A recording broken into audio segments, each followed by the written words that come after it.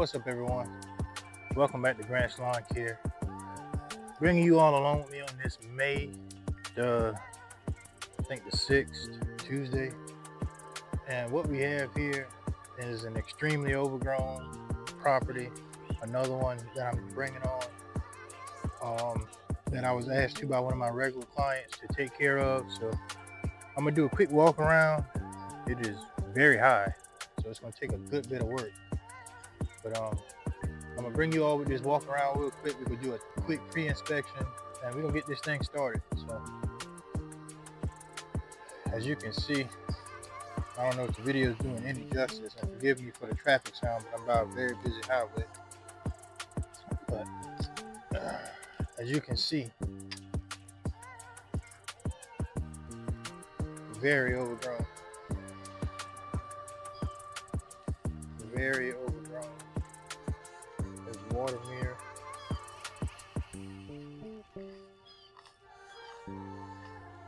Some type of plastic stuff. This is very overgrown.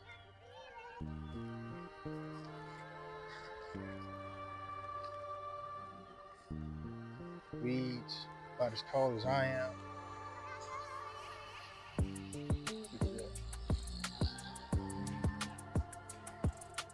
This is really overgrown.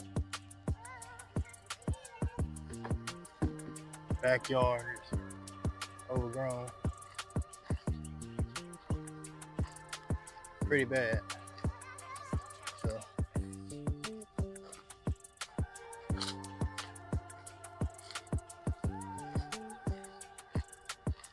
it's gonna take a little while to get this done, probably all of a bit of about an hour and a half.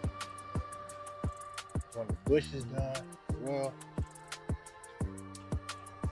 get those two bushes right there.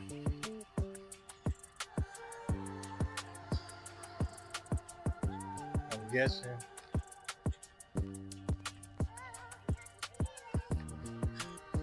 all of this stuff, all of that, and it's in pretty bad shape. I wouldn't be surprised if there's a snake somewhere hiding in the midst of all of this. Y'all get the picture. I'm gonna do what I can with it and get out of here. So again, hope you enjoyed this property cleanup. I'm gonna bring you all along with me. Hopefully you stay tuned to the very end and just, enjoy the content. But just to stay on the lawn care side of things, just for a brief moment, so far in this 2025 season, it has been very profitable, and I have not yet got a pause in people still wanting some type of lawn care service. If you watched my last video, which was the tree cleanup, you could hear in the background, I can't remember the time frame, but someone stopping and asking for a quote for 2 rental properties. And I'm at a point now to where I'm maxed out with the amount of customers that I want on my list as a solo operator. I mean, I just can't do everything 100% as a solo operator. Some of it I just have to turn down and deny, which I have had to do that. One of the yards that I had to deny was involving a neighbor that moved into a property that I cut for at least 2 years, and they ended up getting a new neighbor who was just not at all friendly. And we had a situation involving a fence, and some money had to come out of my pocket for that fence, and I had to cut that client loose. I just can't go back over there with that neighbor continuously being there, and any other damages that may come about. The first person that the finger is pointed at is Simon from Grant's Lawn Care. I just couldn't do that. But so far, this 2025 season, again, is very profitable. I'm so blessed. I cannot tell you how many times that my phone has rang or gone off as a text message alert asking for some type of lawn care. And, it feels pretty good. It means, a couple of things. And to boil it down, it means people know that you do great work. They see your work and they approach you in that specific area.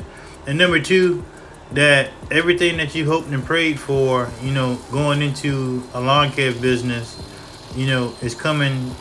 It's answered. It's being answered. Your prayers are being answered.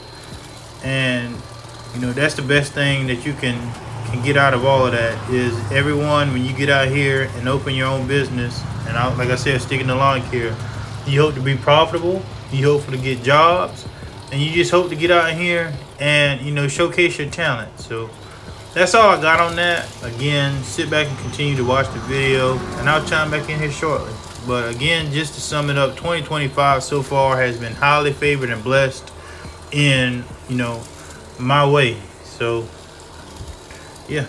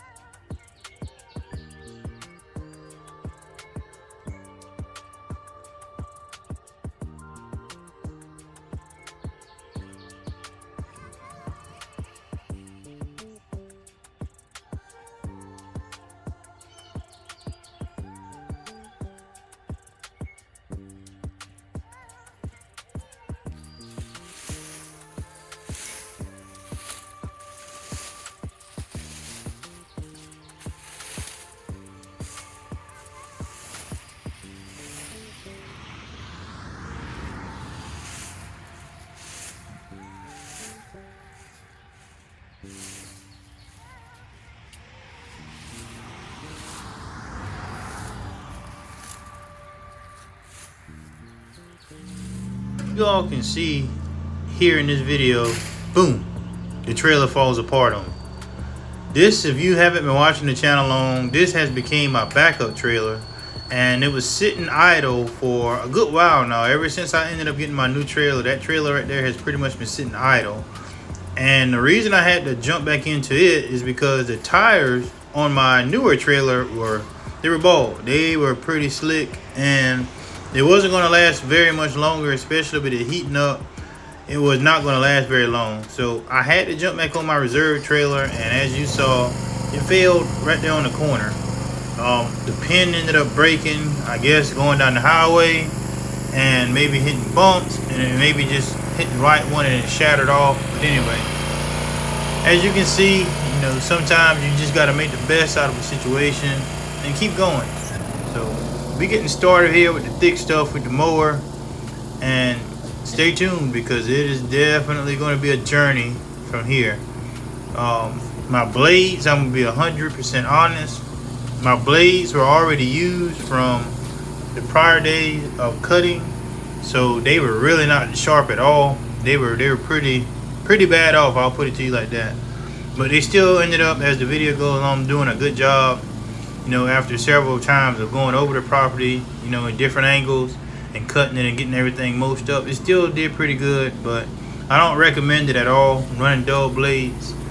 But I didn't know exactly 100% what I was going to face when I came here, so I just ended up using the blades from the day before.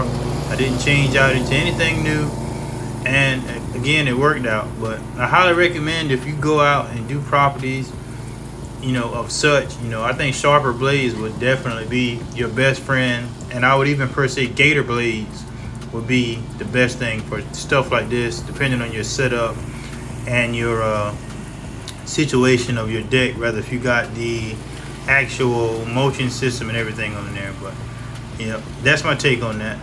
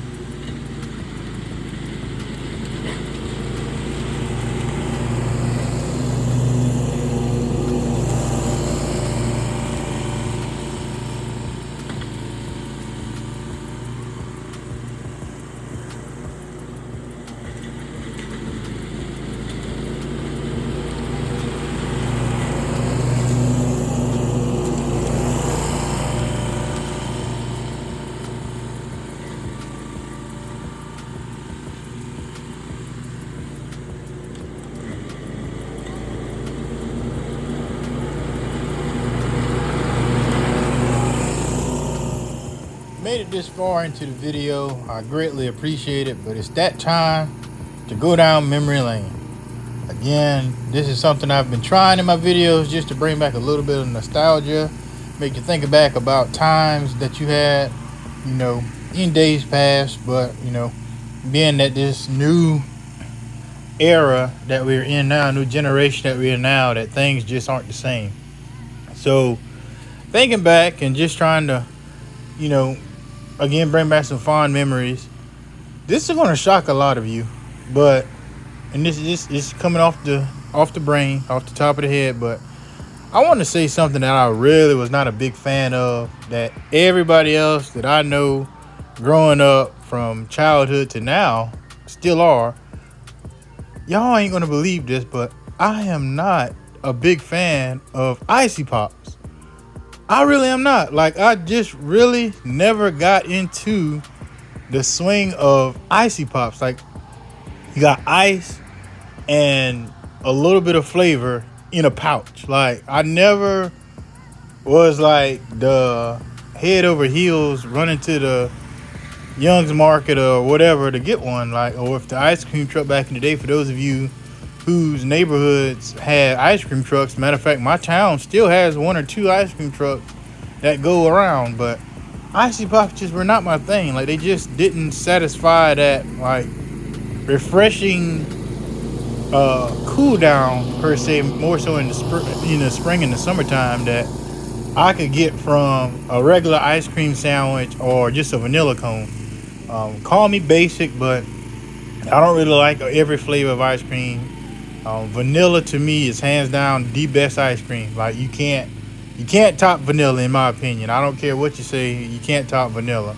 I do like other ice creams. I do like the sherbet. The orange sherbet is the best sherbet out there, hands down. You can't change my mind. I got into a debate with a coworker at work about cookies, matter of fact, recently, and this is probably going to stir the pot. I am not. Well, let me change this. Let me make sure I say this right. I was, but now, current day, I'm not a fan of chocolate chip. Like, I'm not a fan of chocolate chip cookies.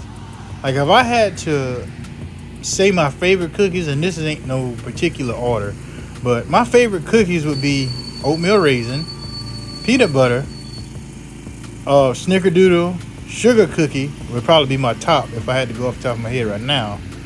I do not really care for any lemon cookies or anything like that, but those would probably be some of my top cookies that I like. Chocolate chip just don't do it for me. I don't know why. It's just like, again, one of those things that I just don't have that like for. Like, if I get a chocolate chip cookie, I'll dig the little chocolate pieces out. I'm just not a Hershey's Kisses fan as I used to be back then. I don't know why. I guess the older you get, your taste buds change, and it happens. So those are 2 shocking things, I'm sure, and I'm pretty sure if you made it this far, the comments are going to blow up. But just sitting here thinking about like old childhood things and present day things that we still all enjoy, that everywhere you go, you hear a doctor or somebody telling you to put the sweets away, drink more water, etc., etc. But we just can't go through life without eating something unhealthy. I mean, it's just the bottom line. And I recently been seeing a trend on Instagram. There's a guy on Instagram that I follow. He's been showing these new snacks, ice cream snacks, and one of them is the Eggo ice cream sandwich.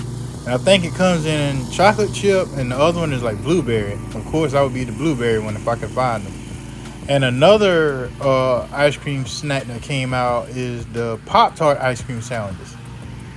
Man, that stuff looks like it tastes really good. In my area, I guess it's not made it to my town yet. I've looked everywhere for them, just can't find them yet. But I ain't want to drag this on too long. But what are some of your favorite like snacks? Like, after a long day of mowing, and you get home and you're looking for a cool down, a refreshment, something, you're gonna more than likely eat dinner anyway, depends on what time you get home. But what's that go-to meal, that go-to snack? Like, that you really find yourself, wanting after a long day of mowing.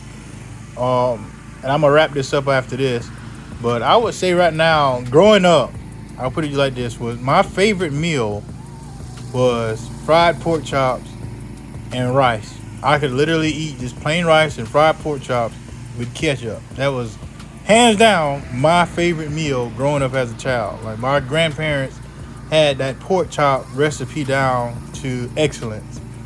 And till this day, even if I try to think back on how they cooked them, how they fried them, how they seasoned them, I just can't mimic that, recipe. I just can't. Those old heads that are no longer with us, that are resting in heaven right now, they took some recipes down, into the heavens with them, and I just like, man, I wish I could just master it. But that was my very favorite meal growing up: pork chops and rice. And nowadays, I would say, food is just like, it's not. It's I'm not going to say it's different, but everything is a whole lot more processed now, and sometimes it's just like the quality isn't as good as it used to be. A number of years back. I'm not very old, but I'm just going off of experiences that I've been through, and the trend that I've noticed nowadays when it comes to food. I would say now, one of my favorite meals nowadays, I still would do the pork chops and rice. That's always going to be a favorite, especially if somebody just knows how to hand down cook a good pork chop. But now I can say one of my favorite meals growing up and still to this day is a good meatloaf with mashed potatoes and gravy, green beans. Oh man, I would hurt myself over a plate of that. Like, it's just like one of those meals. And don't mess around and let me put like a good cold drink beside it, and like I said, a good dessert. Man, that's a meal right there for you, I'm telling you. But I don't want to prolong this much longer. That's just something to give you all something to think about. And drop down in the comments if you made it this far, something that, would shock someone, or a certain dessert that you don't like, your favorite dessert, your favorite meal nowadays, and a meal, that you wish you could learn from someone, one of the older generations, that you just can't put your hand on. So again, I'm about to be out of here. This video is going to eventually wind up soon. So if you made it this far, keep watching, and I appreciate it.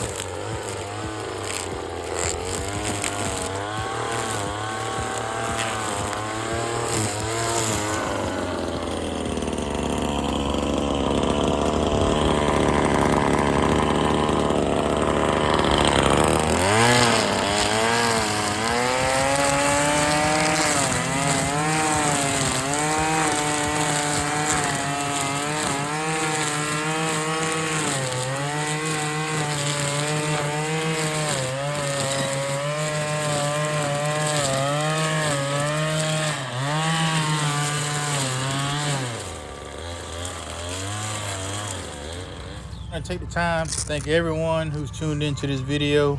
Thank you for supporting the channel. Thank you for liking the content. Thank you for actually taking the time to subscribe if you have.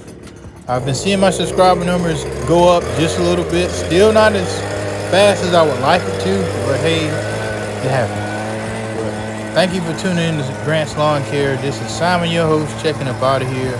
Y'all be safe, and as always, I'll see y'all in the next one. Peace.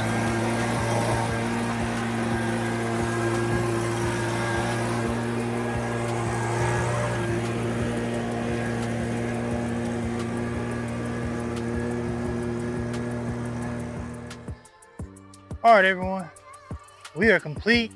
We're as complete as we can be on this overgrown property. We're at about 2.5 hours in. Took me a while, about quadruple cut, maybe whatever 5 times I had to go over this property. But hope you enjoyed the video all the way up until now. We're gonna do this final walkthrough, show you all the finished product, and I'm gonna go do another lawn. There's another lawn care company. But bring you all with me on a quick walkthrough. Like I said, did the best that I could do with the equipment that I have. Yeah.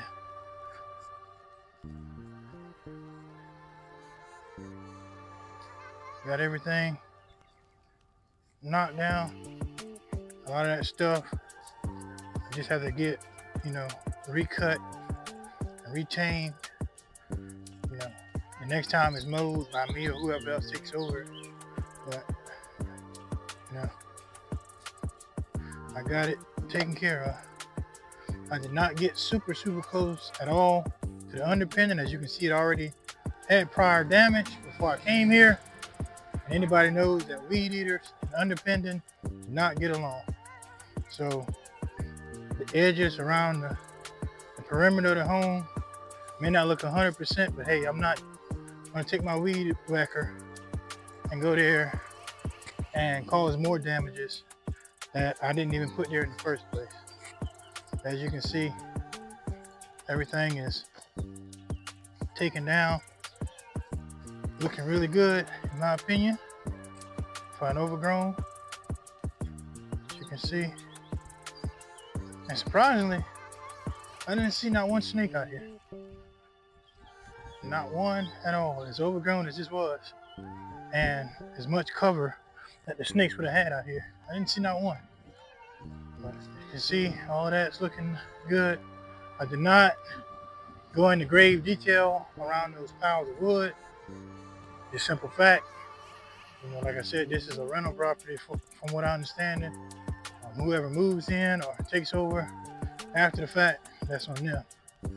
But I'm not going to take my weed whacker and go all up under those piles to get dandelions. But as you can see, finished product. Quick spin around.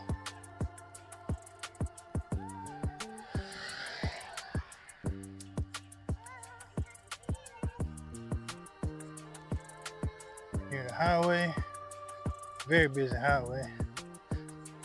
I didn't even bother setting up to record by the highway.